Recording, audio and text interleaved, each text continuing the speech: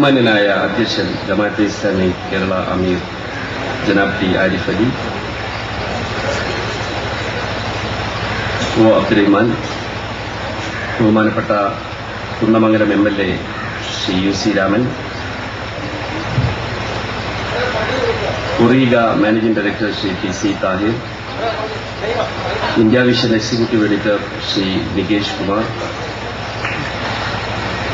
കോഴിക്കോട് ജില്ലാ പഞ്ചായത്തിന്റെ vice president Shri Kunhali, Mukkam ഗ്രാമപഞ്ചായത്ത് പ്രസിഡന്റ് കല്യാണിക്കുട്ടി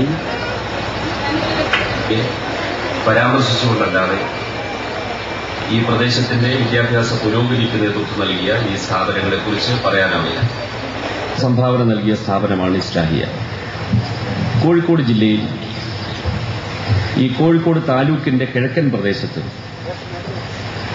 സ്ത്രീ വിദ്യാഭ്യാസത്തിൽ മികച്ച പങ്കുവഹിച്ച ഈ സ്ഥാപനത്തിന് എന്നും അഭിമാനിക്കാം.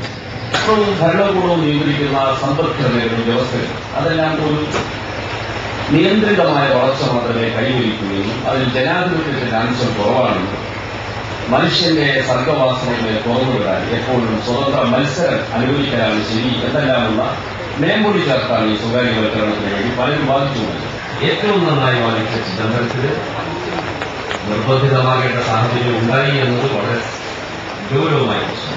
സ്വകാര്യവൽക്കരണം കേരളത്തിലെ വിദ്യാഭ്യാസ രംഗത്ത് സൃഷ്ടിച്ച നവീവസമായ കച്ചവടവൽക്കരണത്തിന്റെ ദൂഷ്യങ്ങൾക്കെതിരായി വലിയ പ്രക്ഷോഭങ്ങൾ കേരളത്തിൽ പരാമർശ വിധേയമാവാത്ത സ്ഥാപനങ്ങളാണ് ഈ ജനങ്ങളുടെ വിദ്യാഭ്യാസ സ്ഥാപനം. അതിന് പലയിടത്തും ഫലമായി പ്രവർത്തിക്കുന്ന സ്ഥാപനങ്ങൾ കേരളത്തിൽ ഉണ്ടെന്ന് പറഞ്ഞുകൊണ്ട് ചേന്നമംഗലൂരിലെ വിദ്യാഭ്യാസ സ്ഥാപനങ്ങളെ